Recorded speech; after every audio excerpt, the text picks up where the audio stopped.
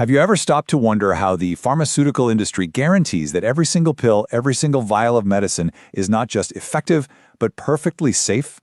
Well, the answer is this incredibly rigorous process called Commissioning, Qualification, and Validation, or CQV. And over the next few minutes, we're going to crack the code on how it all works. Here's the game plan. We'll start with the basics, what validation is and why it's so critical. Then we'll look at the master plan that keeps it all organized. After that, we'll dive into how you actually prove equipment works with IQ, OQ, and PQ, expand that to entire processes, and then jump into the digital world before we wrap up with why this job is never, ever truly done. All right, so let's kick things off with the most fundamental question of all, the one that sits at the heart of everything in pharmaceutical quality. I mean, really think about that for a second.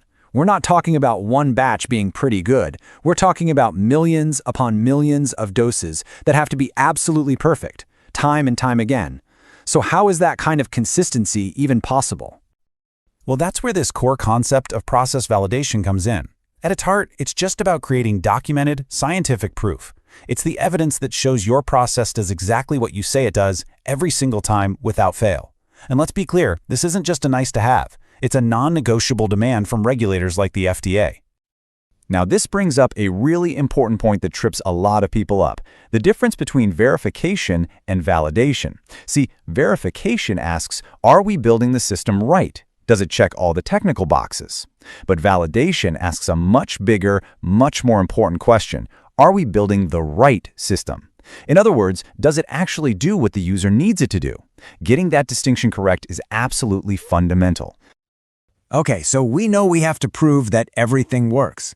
But you can imagine, in a huge, complex facility, that brings up a pretty massive logistical problem. Just picture a modern drug manufacturing site. You've got hundreds, maybe thousands of moving parts, everything from giant bioreactors down to the tiniest sensors. They all have to be validated. So how on earth do you manage all of that without it just turning into total chaos? The answer is a single incredibly important document, the Validation Master Plan, or VMP. You should think of this less like a simple to-do list and more like the constitution for your entire validation program. For a regulatory inspector, the VMP is the very first thing they want to see because it proves you have a smart, coherent strategy, not just a bunch of random tests. So with our master plan, our constitution in hand, we can zoom in from the big picture strategy to the nitty-gritty tactics. It's time to get hands-on and start proving that the hardware is actually ready to go. Let's imagine a brand new, shiny filling machine just got delivered to the factory floor. It looks fantastic, but how do you get from, yep, it's here, to, we are confident this machine can safely make medicine for patients? Where do you even start? You start with this iconic three-step sequence. It's all about building a case, piece by piece. First up is IQ, or Installation Qualification. This just proves the equipment is installed correctly. Simple enough.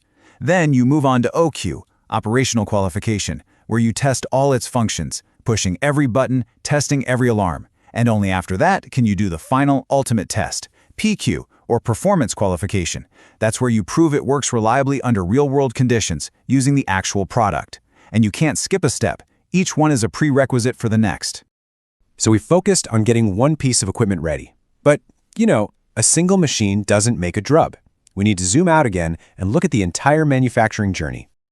So the individual machines are all qualified and ready to play their part. The next big challenge is proving they all work together in harmony.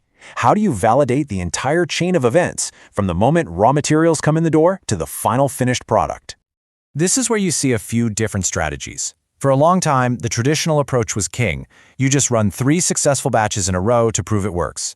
But the industry is really moving towards continuous verification, which uses real-time data to give you constant assurance that everything is working perfectly. And then you've got a hybrid approach, which kind of mixes the two, and is often used when you're making a change to an already validated process.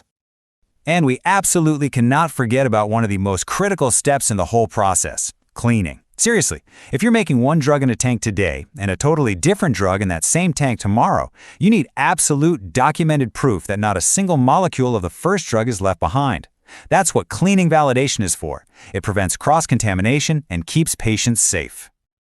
Okay, let's switch gears and talk about a challenge that's really at the center of all modern manufacturing, the complex and sometimes confusing world of software and computer systems.